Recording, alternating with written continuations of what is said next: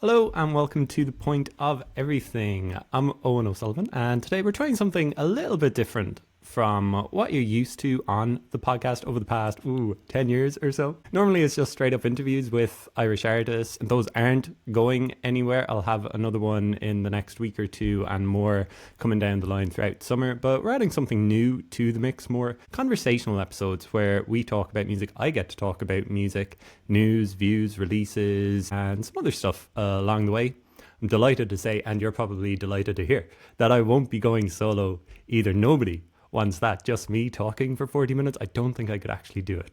Joining me going forward is Cíara Byrne. She'll be the Slash to my Axl Rose. I'll be the Lucy Dacus to her Phoebe Bridgers, the Dara Kiley to her Daniel Fox. She'll be the Pamela Connolly to my Sarah Corcoran. That's a Gilliband and Pillow Queens reference there, just FYI, to let you know that we will be focused on the Irish scene as well as looking a little bit further afield. You might know her writing from the Irish Examiner and Golden Plec, The Thin Air, and various others as well. And if you do listen to the podcast, you might have heard her on the TPOE 2024 end of year roundup as well. Hello, Cíara. How are you doing? Hello, Owen. What an intro. I don't know if I can live up to all of that now, but I'm doing great. I'm excited to be here, and I'm very excited to have this platform to talk about Irish music, which is my favorite topic ever. I said Lucy Dacus, Lucy Dacus. I kind of go both ways with her name. I'm never 100% Mhm. sure. Out of all of those names that I called out, Slash, Axl Rose, Lucy Dacus, Phoebe Bridgers, Dara Kiley, Daniel Fox, Pamela Connolly, Sarah Corcoran, is there anyone in particular that you would love to be? Is it Axl Rose? Is it Slash? If would it be Phoebe Bridgers? I'm not sure. She had the kind of Paul Mescal thing going on. She's a brilliant songwriter in her own right. She's had Boy Genius. She seems to kind of be dipping her toes into a bit of everything, which I feel like is a good reflection of me. I can't stick to one thing. So I feel like in terms of being a kind of across a lot of different dipping her toes in different pots, I feel like I relate the most to Phoebe. Well, let's start off by talking about one of the pots that you've dipped your toes into in the past week. You talked with Morgana for the Irish Examiner last weekend. Really, really great interview. One of the first kind of big interviews she's done since she went solo from Saint Sister. Tell me about talking with Morgana and some of the stuff that you discussed. Yeah, so I met her in CAF on my lunch break, and kind of the most pivotal thing that happened at the very start. So we were buying our coffees, and it was like 9.50 or something for two oat flat whites. We were like, this is ridiculous. And she brought up like straight away that she's actually moving back from Dublin to her hometown of Belfast, to buy a house there because they're kind of being priced out of Dublin. And I suppose it reflects the life of an artist and trying to make an artist, like being an artist, work full time, but also I think it just reflects being a person, any kind of a working person in Dublin at the moment, because we kind of, have the same struggles. So I thought that was kind of sad that she's being priced out of Dublin, and there's such a rich and vibrant music scene here. But I think it kind of marks a bit of a changing tide in where musicians come from, maybe in the fact that they don't have to be based in or live in Dublin to make things work. There's like huge scenes emerging from a lot of different localities now. I think the internet helps with that and ease of transport. So I think she was quite looking forward to a move back and to have her own space and to not be, throwing away a lot of her hard-earned, hard-grafted money on Dublin rent. So that was kind of the most pivotal thing that I took from it. Other than that, she's like an ethereal soul. She's just amazing energy to be around. She's so vibrant and passionate.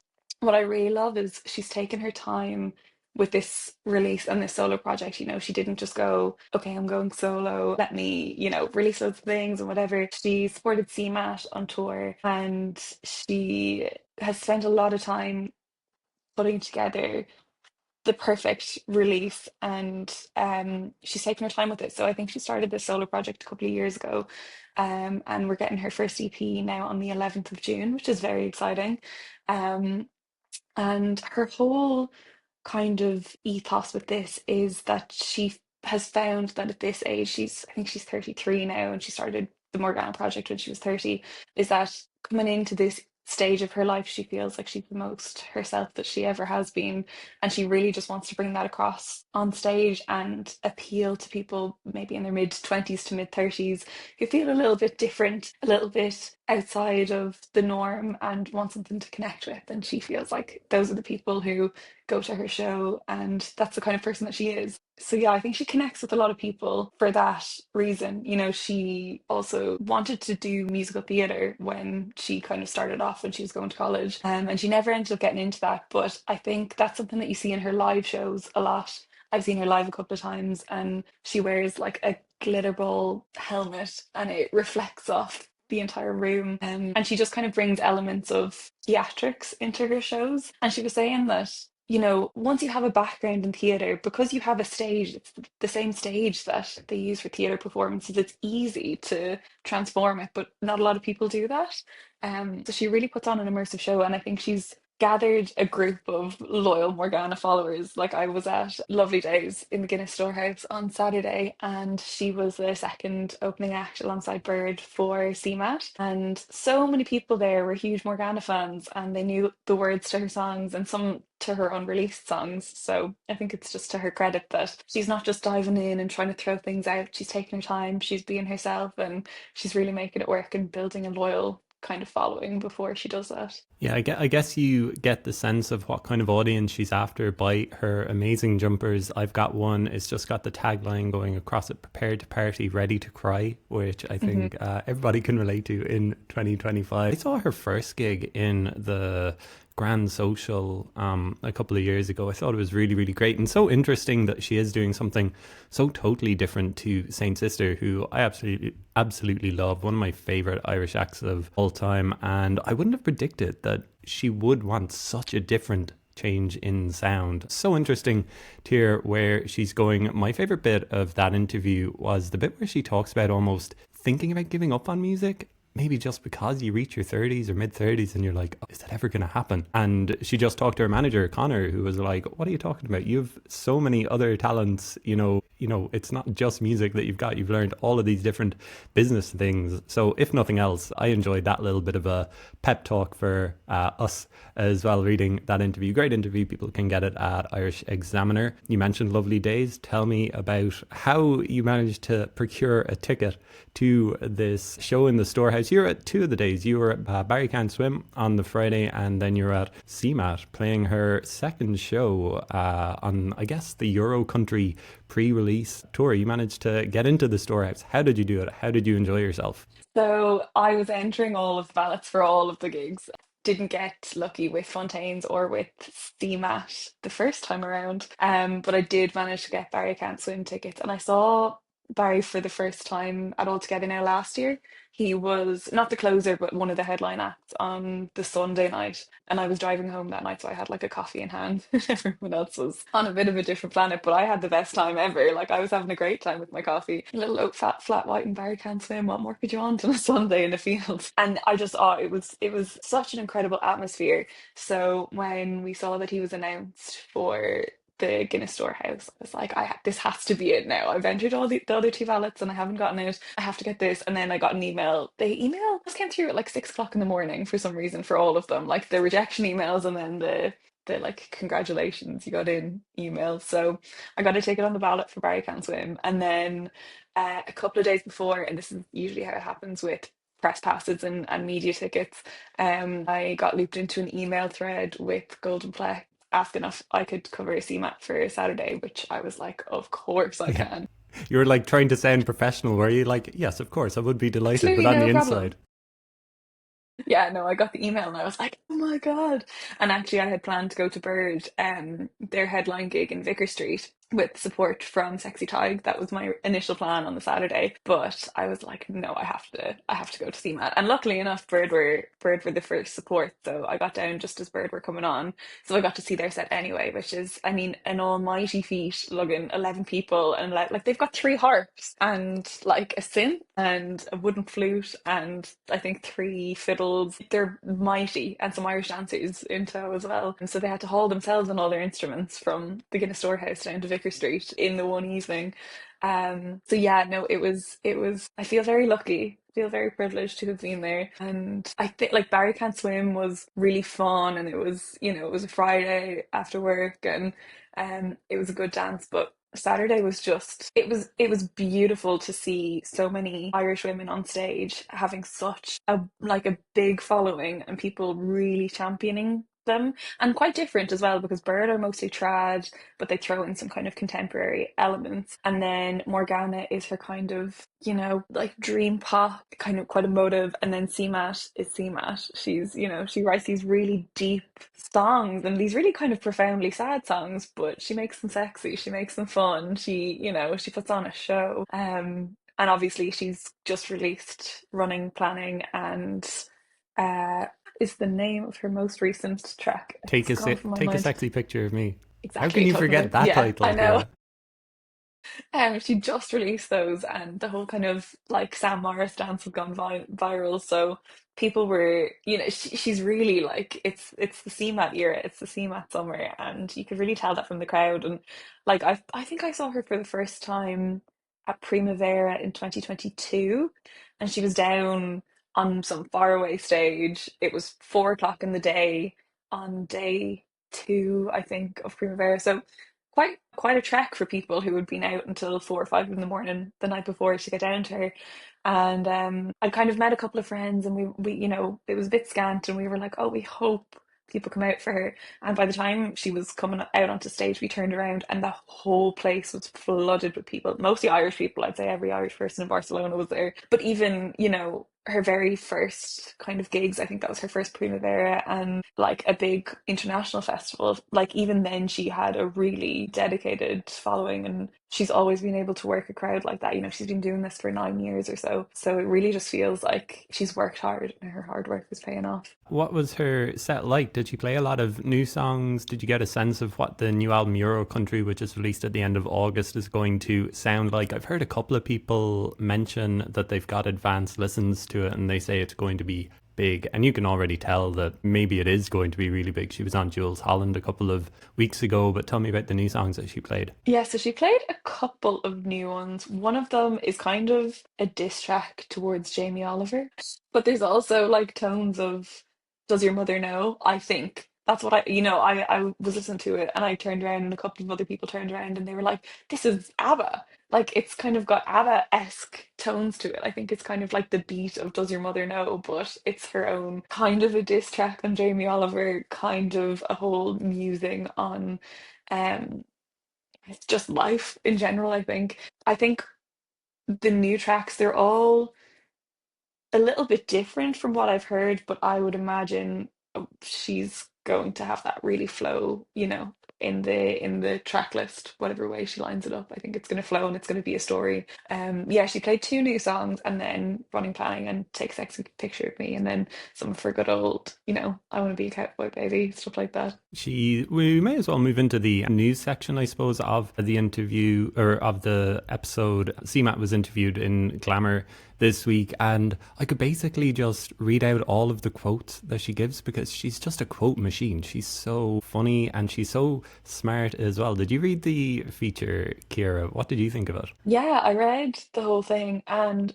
what comes across the most is how honest and just herself she is. And I think that's such a vital part of her getting to where she is now. Like, nobody who's doing it to her scale is doing it that honestly. But I think there's clever marketing behind where she is now as well.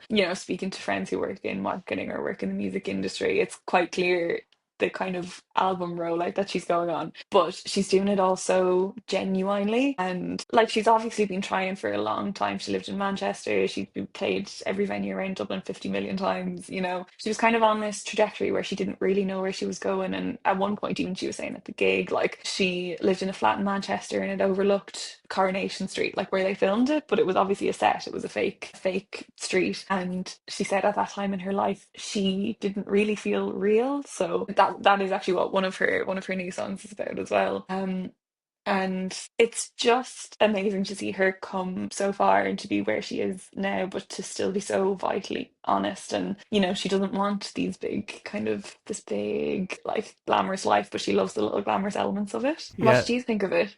Well, I mean, one of the things that picked out is what she's eating with the interviewee. They Yeah. go to a place and they get some dressed crab, a platter of oysters, and two lagers. The plate of oysters are cloaked in dry ice. The remaining tables crane their necks to follow the smoke. To our booth goes the reporter. So you can tell, like, she's going up in the world. She's Hmm. wearing an amazing dress on the cover of Glamour as well. But like I said, she is a quote machine. I'll just give you a couple of my favorite quotes from the interview. She says, "I wish I was doing as much MDMA as Lord right now, but unfortunately my budget doesn't allow it." I actually read that out to my because we were listening to the new Lord just in my house yesterday, and I read that out to my housemate like because it stood out from the whole article. It's just she's so funny, and also honest to Mm. be able to talk about stuff like that and in glamour.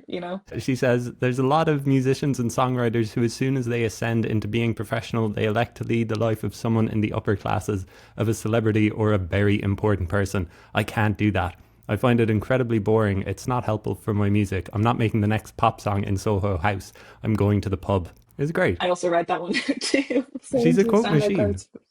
This could probably be like a CMAT fan podcast, but we have I think it's pretty much 3 months today until the release of Your Country. So plenty more CMAT quotes, hopefully, to come in the next 3 months until that album comes out. One of the things I wanted to talk about today was the release of the government's report on a new research on the basic income for the arts. This has been running for a couple of years. It's a weekly payment of €325 paid in monthly installments to 2,000 people in various sectors of the arts, movies, music, writers, etc.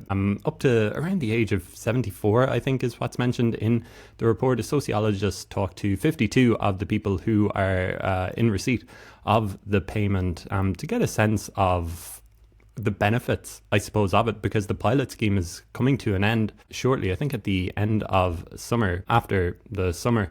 But it does sound like it's going to be extended. The Arts Minister, Patrick O'Donovan, is quoted in the piece as saying they're investing more time, more money into their practice, completing more new artistic output, experiencing reduced anxiety, and are protected from the precariousness of incomes in the sector to a greater degree than those who are not receiving the support. So they don't mention any names. We don't know who's actually involved in receiving the payment. I mean, you talked about Morgana having to leave Dublin for Belfast just to be able to maybe afford a house or maybe to get slightly cheaper coffee. I mean, getting €325, I think it works out at about, say, €1,300 a month. You just can't quantify the relief off of the shoulders of the artists, can you? Of people who are getting this relief. Hopefully it will be extended, but I guess there are worries about like the people on the scheme. Will they continue to get the scheme? Is it only 2 years, say, that people are going to be on the scheme? So plenty of work to do in that respect. What did you think of the report? Yeah, no, I actually know a couple of people who are on the income scheme, and it's made a massive difference. So I know like some people who are in bands together, and some of them got awarded it, some of them I think maybe didn't apply. But the difference in that, they're able to live their lives, they're also able to tour and make some money from that, like separate to it. I'm not sure like exactly what the qualifications are, but I know they're allowed to freelance and maybe produce or earn money from gigs alongside that to supplement it, because 1,300 a month is huge when it comes to being able to give you the opportunity to create art, but it just about will cover rent and maybe your food in Dublin anyway these days. But I know it's allowed people to make albums, it's allowed them to come up, like have the space and the time to work on music, or I know an artist as well, like outside of residencies, to be able to live a creative life. And I think when you're working a 9 to 5 and you're trying to create on the side and you're trying to tour, there are so many complications, and you see that with people having to book annual leave to, I think I was it Skinner talking on your podcast maybe about how he had to book annual leave to go on tour and nobody in his office knows that he's doing it. And the difference that that would probably make to him in terms of being able to scale it and grow it and pay his band more and take them on tour more and grow as an artist. I think you become quite stifled when you have to work to be able to just afford to do the thing that you feel like you should be doing. a little bit on the outside. And I think it's so important. Obviously, it's a recent grant scheme. It didn't exist before. And I think we might not even know, but I think we've seen a lot of art and new music come out because of it. And I think it's so essential that it's continued for the sake of arts in this country. Yeah, one to keep an eye on over the summer. One musician, I suppose, who went to work in recent years is Ed Drost from Grizzly Bear. They've been on hiatus, maybe not technically Yeah. disbanded for 6 years was their last show, but they've just announced that they're going to be touring North America. Only 7 shows and a 3-night residency at Brooklyn Steel. My very first thought when I saw this news this week was, can I get over to Brooklyn to watch one of these shows? And then instantly I was like, no, don't even consider it. Grizzly Band, one of my favourite bands, so I'm very excited about this. I just wanted to note it. A press release says, because Grizzly Bear never broke up, their first shows in 6 years are not a reunion. They are a simultaneous point of arrival and departure, their next destination still unknown. I'm just very excited about that. I thought that they might have been broken up, that we might not get any more Grizzly Bear music into the future. We still might not, but it's just nice to know that they are friends. It sounded like the relationships were maybe a little strained, as you can imagine, a band who's been together for so long, but delighted to see that they're getting back together. An act of a similar vein, Sufjan Stevens had a really, really great, insightful, oh my god, not quite devastating, but such a deep conversation on NPR this week, talking for the 10th anniversary of Carrie and Lowell. I mean, I don't know where you are with Sufjan Stevens, Cíara, but it's one of my favorite albums, possibly my favorite Sufjan Stevens album. He had a great interview with Robin Hilton talking about Carrie and Lowell, and it sounds like he's not quite sure about, I mean, people love the album. It sounds like Sufjan himself doesn't quite love the album. He says, in the feature says that he characterizes Carrie and Lowell as a failure, calling his songwriter a miscarriage of bad intentions. And there's a quote from Sufjan later in the interviews saying, I think this album is evidence of creative and artistic failure from my vantage point.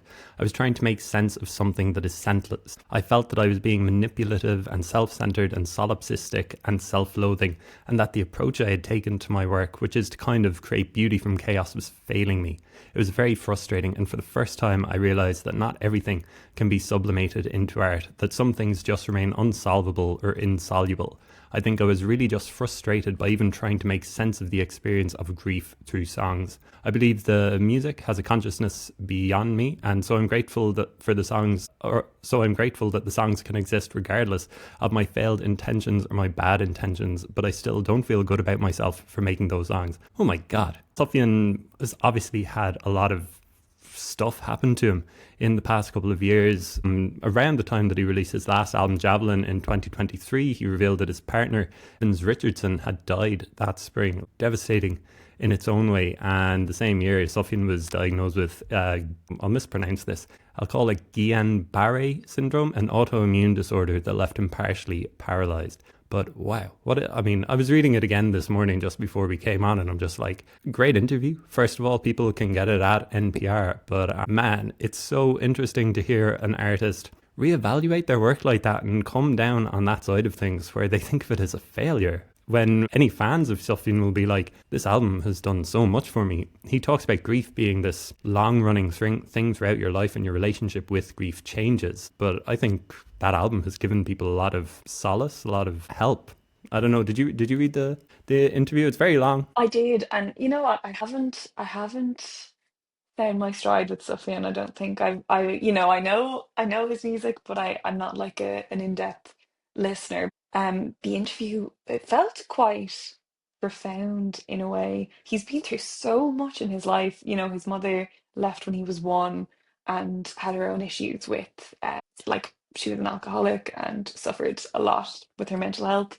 And so in Carrie and Lowell, he really tried to fill in the blanks. He didn't have any answers, so he tried to write answers and write from different perspectives and understand it. And it is interesting seeing him come on 10 years later and having kind of reevaluated that. But in that time, he's also gone through the death of his partner and his own suffering in terms of chronic illness. Like he had to, I think he was partially paralyzed, so he had to really, I think he had to learn to walk again, and to move his body again. It's grief after grief, and obviously grief evolves, but when you have layers of it upon layers of it, it changes you as a person, and it makes sense that it would change how he saw that body of work. He seems, very sad. He's going through a lot of suffering, and he says even that he says, I find as I got older, experience makes fools of us all. I feel kind of stupider and less prepared for what life brings me in a lot of ways. So I think what's becoming of me is I'm just becoming more zen, more present, more accepting.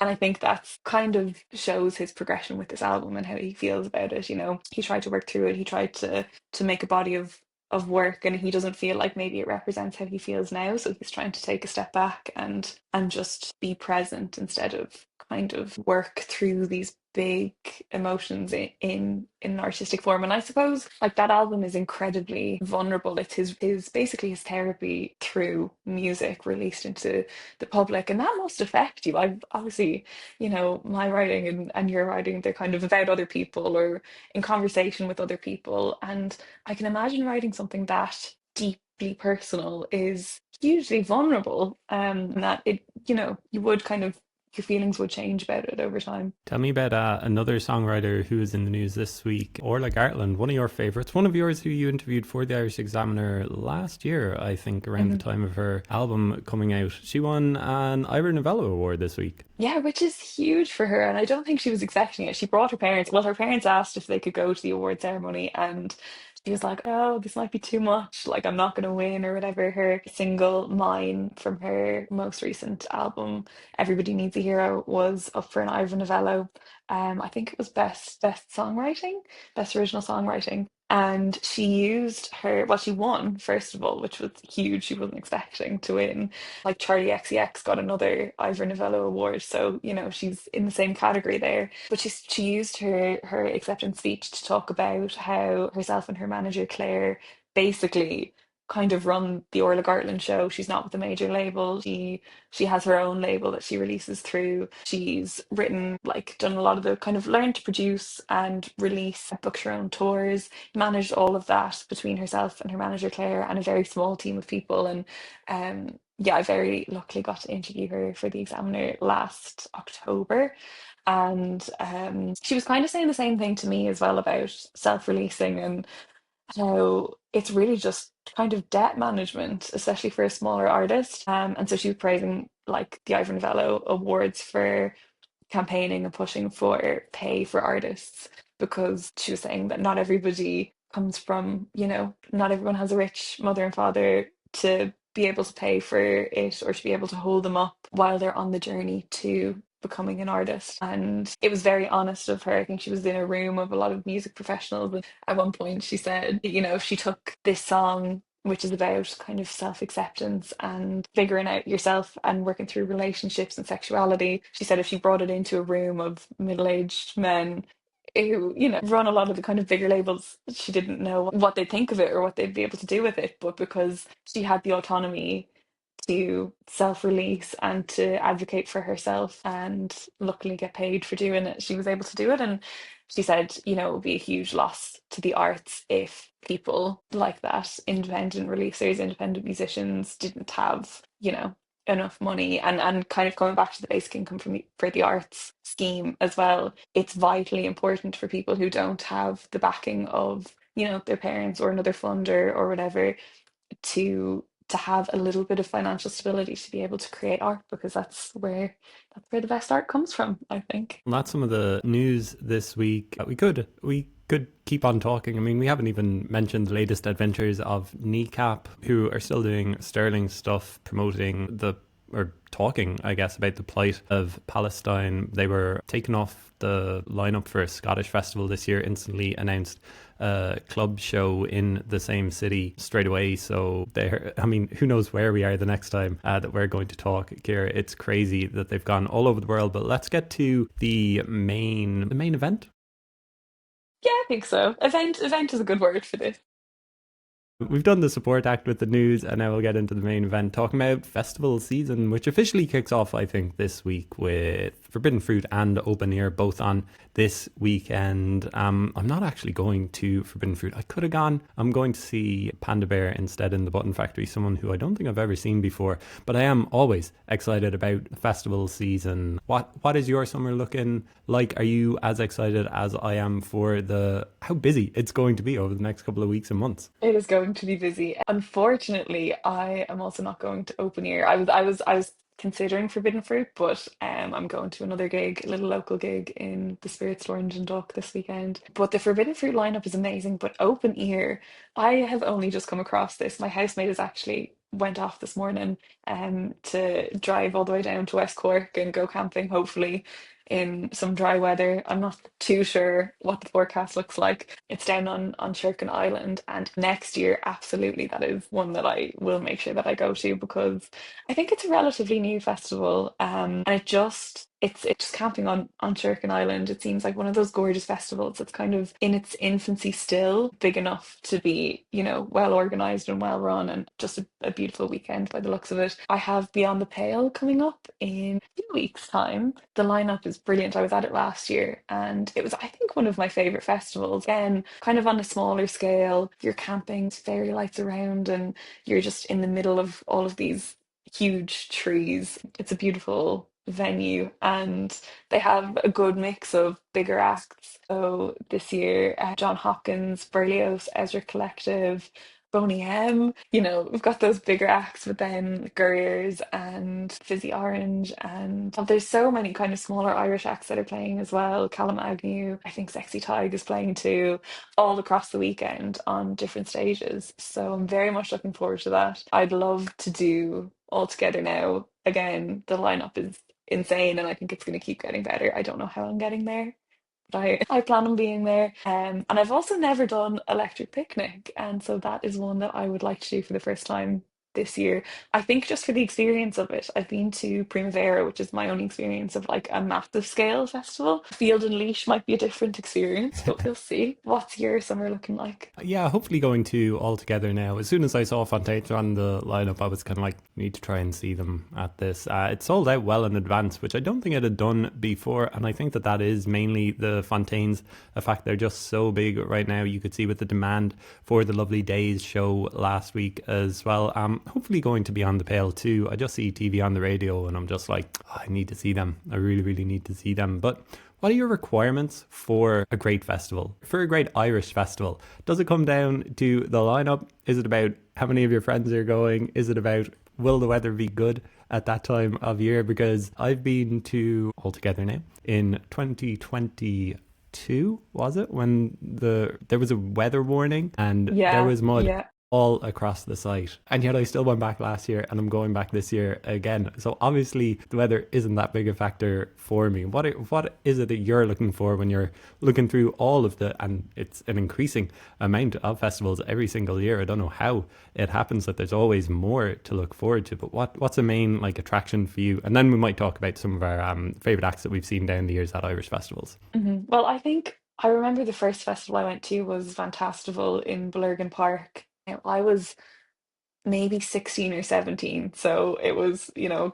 decade ago, over a decade ago. And it felt magic. It felt like a complete escape from reality, especially when you haven't been to a festival before, when you're that age and everything feels so new. And that magic of festivals has remained throughout all of the festivals I've been to over the last couple of years as well. I think there's something so special about going into a campsite. Everyone's covered in glitter. You don't really care like when the last time you washed was, although, it's going to having a shower every day at All Together Now last year was my savior. But I was also there in 2023. Now, to be fair, the weather does play a part. I was at other side Body and Soul, and All Together Now in 2023, and all three of them had weather warnings. So by the time like day two of All Together Now came about, it was the last festival in that trilogy. I was like, I actually don't know if I can do it. I don't know if I can do it.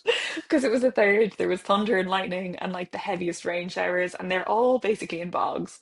But I also think that that is that's part of the magic of it. It's part of the beauty. Like, you just get yourself a good poncho, get yourself either some old docks, maybe some wellies, some hiking shoes, shoes that you don't care if they get ruined, and you can walk about. And I think like you just have to let go of your plan to look nice and dress well. I think having good smaller acts, one of the coolest part about going to a festival is being able to show up to some stage at 2 o'clock in the day or 2 o'clock in the morning and come across an act that you maybe have never seen before, stumble into a tent at some stage and see something that is like incredible and just completely, you know sends you into a different world.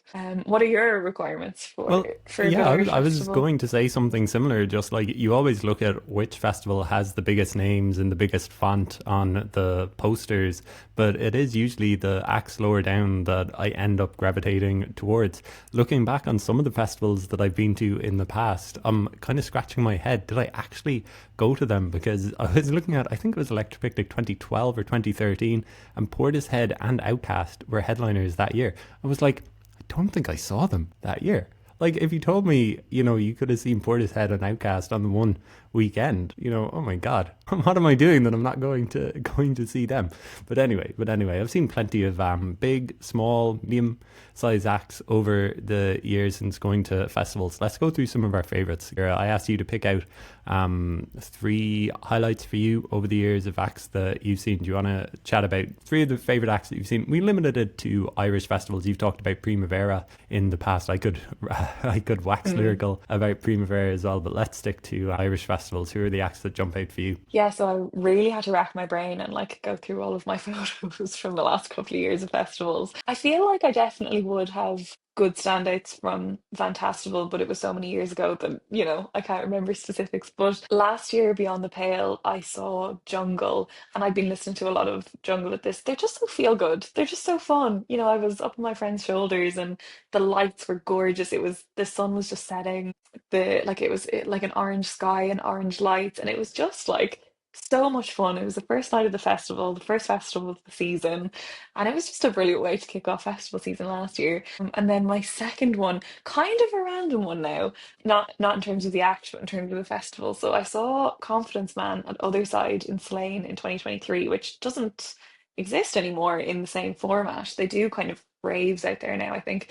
But so Confidence Man, CMAT, and Bombay Bicycle Club were playing, but Confidence Man weren't headlining. Like, it was still bright out when they were playing, and again, it was weather warning year, so it had absolutely lashed. We were in our ponchos, out of our ponchos, in our ponchos, out of our ponchos, and we were up the front for Confidence Man, and it was the first time I've ever seen them. And it wasn't packed. I saw them at All Together Now last year, and like half of the campsite was there, which was still incredible. But it was like a weirdly intimate version of Confidence Man, and I just stood with my mouth open the whole time. They dance through their whole routine, and they sing, and they're down in front of the stage, and they're at the back of the stage, and they do three costume changes.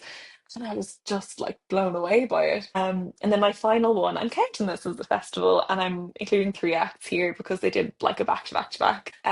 So in 2023 at Other Voices, um, Chalk were playing. So that was the first time I saw Chalk. And then there was a secret set from Gurriers, and then Yard followed on in the Dingle pub. So this is like a teeny tiny little pub. It fits probably 100 people at a push, maybe 200 at a push. And I'd seen Girders for the first time the year before in the same venue, stood up on tables. We weren't supposed to be standing up on tables, and it was insane. Like, the whole room was heaving. And so this like back to back to back of Chalk straight into Girders, straight into Yard. Kind of similar vibes, but different at the same time. But would attract the same similar crowd. It was incredible, and that intimacy, like the beauty of Other Voices, is how tiny it is, and there's no barrier between artist and fan. It's just music lovers and music fans, and I could talk about Other Voices forever. But oh, and tell me about some of your highlights from Irish festivals. I mean, The best performance that I think I've ever seen at an Irish festival was Nick Cave at All Together Now 2022. But like I have this on our list, but you've kind of got to reevaluate Nick Cave in the past couple of years. His support for, well, maybe not support, but he's playing Israel, an arena in Israel in December, I think it is. His not speaking out against the war, maybe general support for Israel is just really, really hard to come to terms with. And I mean, I don't think I've really listened to him at all, maybe even since that All Together Now performance in 22. He played the 3 Arena last year. I know that there were protests around it. I didn't consider going to that show at all, but it really kind of turned me off Nick Cave. So I'll give you another highlight from All Together Now. Last year, I got to see Confidence Man at night in the rain, and I just thought that they were absolutely amazing. We got there like a tiny bit early. It was actually at the Guinness stage, lovely days stage at All Together Now, and we got there just about to get relatively close to the front, but then suddenly it was just like this huge heave as they took to the stage for basically an hour of choreographed dancing. It was the most fun that you can have at a festival. I've seen them since in the Olympia, and I would say that they're the ultimate festival act. I think that they've been announced for Electric Picnic, and I just think if you're a festival and you have Confidence Man on your lineup, I think that you'll be okay. Going a little bit further back, I saw David Kitt at Another Love Story. He was the final act on the Sunday in 2019, and I just remember it being this feel good party vibe. I don't know, have you ever been to Another Love Story? But it's, I mean, some people might call it hipster. Some people might call it a bit insular. It's about like 1,000, 2,000 attendees, and it all finishes up at about 6 p.m. on the Sunday, letting people get home to their own beds and ready and right for Monday morning. So the last act is usually a bit of a celebration anyway, on the Sunday evening. And David Kitt played, and he kind of did a greatest hits version, but I remember balloons. I just remember that everybody was in such good spirits. I think it had been raining earlier in the day, and the sun came out for him, and it's shining into the ballroom. Alas, the ballroom at Another Love Story is since closed, but we'll always have the memories. David Kitt, just a really, really great Irish act to have at a festival as well, because he can also do his New Jackson stuff. So you're getting bang for your buck if you book David Kitt, but his own solo stuff is just absolutely amazing. I got to see Young Fathers at It Takes a Village in 2018. It Takes a Village ran for, I think, 2, maybe 3 editions at Trabolgan in Cork.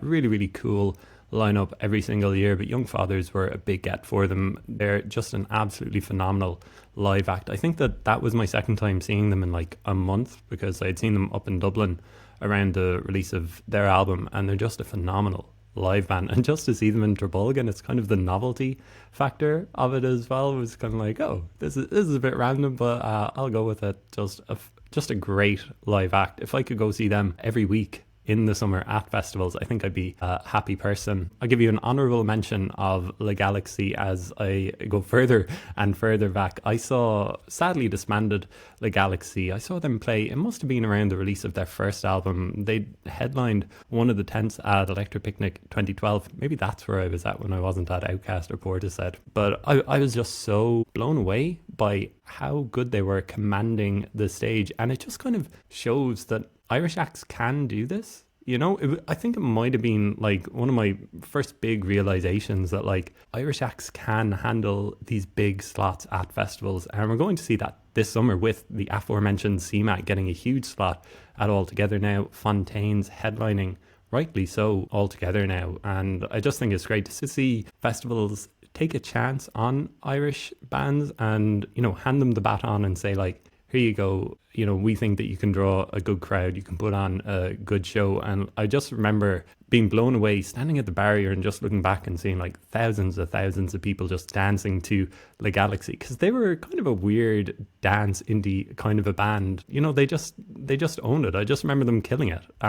It was so great. And in case people were wondering, I could go back to my very first festival in Ireland anyway, was Oxygen in 2005. But I was looking at the lineup for that. I know Foo Fighters and Green Day headlined, and I can't really remember much else about the weekend apart from inside jokes and stuff like that, and stuff that I probably shouldn't commit to podcasting. But yeah, festival season, always a good time. We've been talking for 48 minutes, Kira, let's wrap things up with a look at some of the new releases, new albums from at home, from further abroad, some of the stuff that we're excited to see. Why don't you talk to me about some of the releases you're excited to listen to? Yeah, so we're starting off with Fizzy Orange have a new tune out today called Good Morning Farmer. And I've heard this live a couple of times. I just think they're doing something very, I mean, they kind of go back to like 70s inspired, they're harmonizing. I think there's seven of,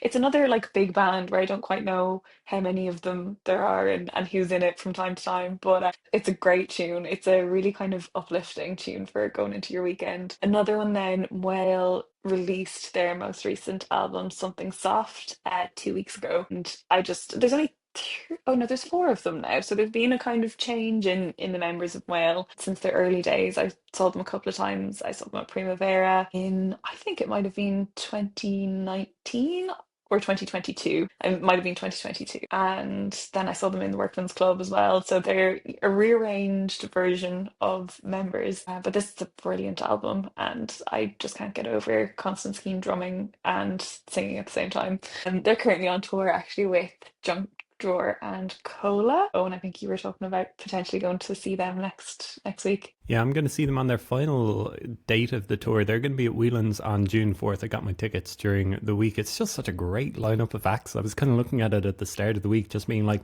why wouldn't I go to this? So they're in the next week. We're talking on Friday morning. So they're playing Roisin Dove in Galway tonight. They're playing the Casbah Club in Limerick on May 31st. They're doing two nights at Collins in Cork, June 1st and 2nd. Collins holds about 70, 80 people. So those gigs will be absolutely raucous. They're going to be amazing. They're all in Lucas Records and Decks in Waterford on June 3rd. And yeah, they finish up at Whelan's in Dublin on June 4th. I highly recommend going to see these acts all together. Yeah, that male album is really, really good. Junk Drawer are releasing an album next week as well. And Cola, I was going to see them last November. I think that they were playing the Workman's Club, but it clashed with, I think Idols were playing the same night, and I had to go to Idols I ended up instead. actually in Workman's that night and at the like Idols DJ set afterwards. So Junk Drawer had been upstairs and then Chalk and Idols were downstairs. So good Belfast cohort actually. Chalk were doing the DJing and Junk Drawer had just played. So in the same room. An interesting lineup of people. But yeah, so I'm looking forward to that tour in the next week. Some of the big albums that released last week, this band Smurs are a duo from Norway who released their debut album Big City Life last week. I just think it's going to be on a lot of best album of the year lists. Really, really cool. I mean, cool is the name of the game when it comes to this band. They're just like a really, really interesting collection of songs. Every like the album is all lowercase. All of their song titles are lowercase as well. You can kind of make of that what you want. But their big song is You Got Time and I Got Money, and I've been listening to that non-stop this week. It's kind of got a bit of the verve to it with all of the instrumentation, but that's a really, really cool album. I don't know if you call Miley Cyrus cool, but she has a big album out today called Something Beautiful, which Miley Cyrus has kind of been through various ups and downs over the years. She released Flowers a year or two ago, which I think kind of recalibrated her career to some extent. I think it's got over 1 billion streams on various streaming platforms and kind of made people think of her anew. And this album, she's working with loads of really cool people. Dev Hynes, I think, is playing cello. I think I saw he's featured on the album. Lots of really cool people. I heard it. I listened to a little bit of it this morning, and I would say that it's a mixed bag. A couple of interludes in there, which I'm not quite sure work, but I'm looking forward to digging into that album a little bit more. Courtesy is a rapper from Dublin who releases his new mixtape, Beauty and the Beast, today, Friday the 30th of May. I had him on the podcast a couple of weeks ago. If people want to hear a little bit more from Courtesy, nominated for the Choice Prize for his debut album, What Was a Question, which came out about 13 months ago. Really loved chatting with him. Think this mixtape is going to be a big hit for him. I'm so excited to see the reaction to that one. And Matt Berninger, the frontman from The National, releases his second solo album, Get Sunk. I don't know, do you have any thoughts on Matt Berninger? Have you listened to any of the music? I saw The National briefly at All Together Now, and I didn't stick around, but I think there were some more upbeat people on. Does he, am I right in saying, does he have a collaborative project with Justin Vernon? Or am I wrong They've there? Is it probably, yeah, they've collaborated something red? before in the past. I think you're right. I'm not really surprised to hear that you're not a huge fan of, or that you didn't really connect with them. Maybe they're like increasingly middle aged, I suppose would be the thing that I would say about them. And I think that might be the way that he's going on this album as well. But those are a couple of albums that I'm looking forward to. I was thinking, Ciara, do we pick one of these albums? Do you want to talk about any of these albums further in depth, maybe on our next episode? Yes, absolutely. I would love to talk about the new Male album. I don't know if I'm pronouncing that right. I know they say male and I say whale, but I'll go with male. I'll stick with what the band. it's Grain and whale, but the H is in brackets. So Okay. Well, okay. We'll take a listen to that in depth, and maybe we'll talk about it again later next time that we talk. And I will have seen them live as well, so I'll have plenty of thoughts coming up on Male. Let's sign off with a couple of recommendations, maybe one song that people can talk about. I mean, I see your pick already, Ciara. Do you want to talk again about Male? yes, so my recommendation for the week is Male and Pursuit. It's just such a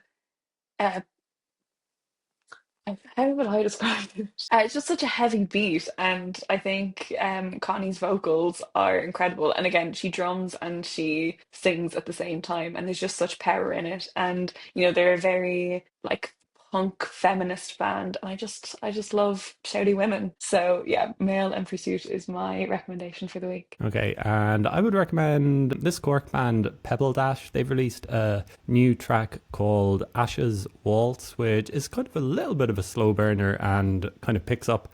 Then they're just the latest out of this conveyor belt that's coming out of Cork at the moment. People might have heard a lot about I Dreamed, I Dream, Clifford's, various others as well. Something is very much in the water at Cork at the moment. And Pebble Dash released their debut EP, Four Portraits of the Same Ugly House, which got a load of support from the likes of BBC Six Music last year, and they just seem like they're very much a band on the rise, and looking forward to hearing a lot more from them going forward, and just various Cork acts as well.